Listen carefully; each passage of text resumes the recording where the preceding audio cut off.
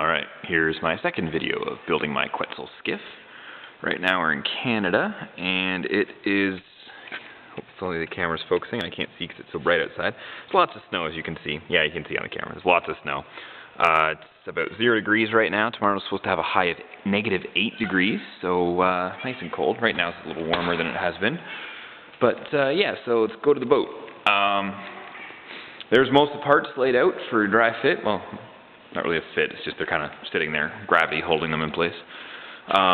Just about finished all the parts, so just about to the point where I get to stitch it all together and epoxy it. But yeah, having them all together really gives you a an idea of the size and the shape and what it's going to look like and how it's going to sit. It's going to be nice. I'm quite happy so far. I'm very, very excited. Because I soon will be able to epoxy it together. This here piece, I didn't know what it was for the longest time. I was calling it the Art Deco fly swatter, but it's a brace that goes on the nose, well, not in the nose, but on the bow, to give some stability and strength. This here piece, actually, I have no idea what is.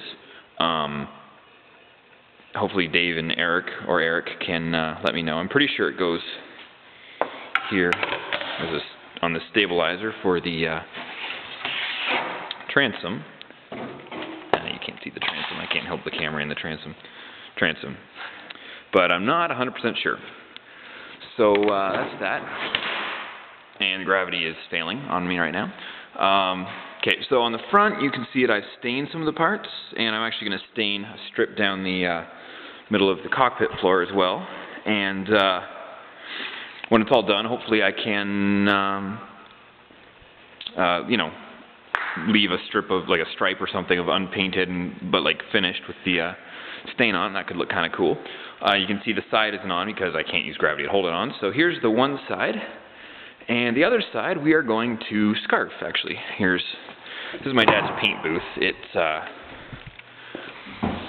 It's heated, so you can work in here. You can do epoxy in here in the winter and whatnot. So I turned off the heater for now, so it won't come on, so we'll be able to hear the whole time. But right now we're going to do a scarf joint. I've wetted out where the joint is going to go, so I'm half done. You just have to let it sit for 5 minutes while it soaks into the wood so you can get a really good bond. So here it is, it's wetted out, and I'm ready to move on. So this is just straight epoxy, and in here I've mixed epoxy with colloidal silica, I'm not sure which it is. It gives it some more strength and bonding ability, so I brushed some of that on now. These are dollar store. After the paintbrush has been used once with epoxy, it's garbage. You cannot clean it. So these are just dollar store paintbrushes I've been using. Kind of a waste, but not really much you can do. They have plastic handles; they break all the time, so you get like halfway done doing a bunch of scarf joints, and your handle breaks, and you're holding a paintbrush by the handle for the rest of the time. That's fun.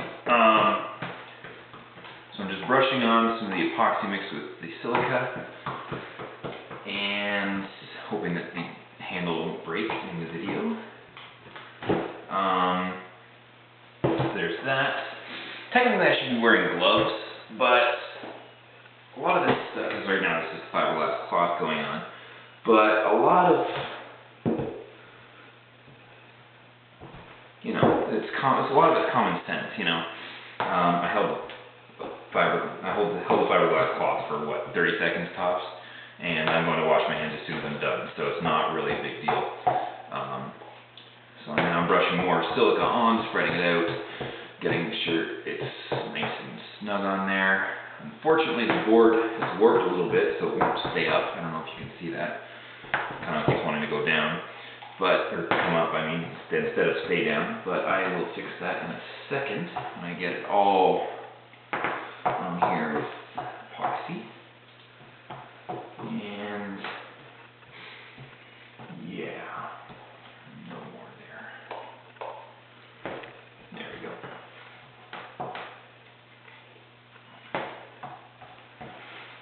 Alright, so smooth that out a little bit.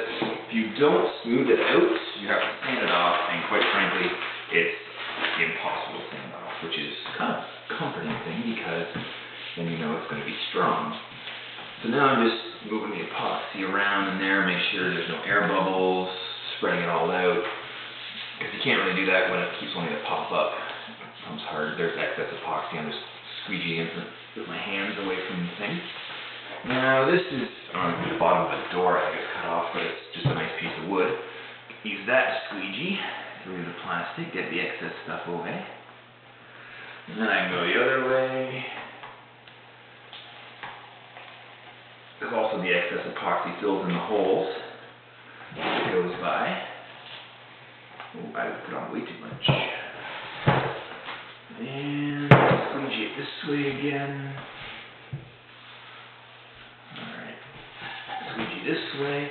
I'll set it there and I'll cover it with weight using paint cans because they were handy when I first started and I didn't stop using them. And that's pretty much the scarf joint. It'll dry, and then I'll have to cut off the excess tape sitting on the sides and get rid of this goop. Actually, I might get rid of some of that now, because it's a lot easier to get rid of before it dries. And that's pretty much the scarf joint.